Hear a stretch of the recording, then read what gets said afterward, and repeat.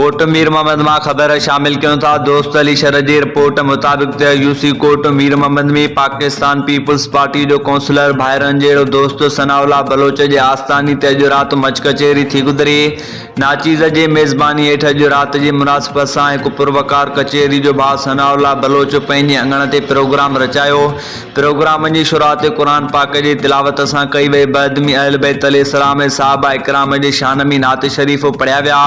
उन खां बाद में सुगड़न शेरो शायरी गीत बैत वायूं इलाइक़े मसइलनि ते कचहरी थी।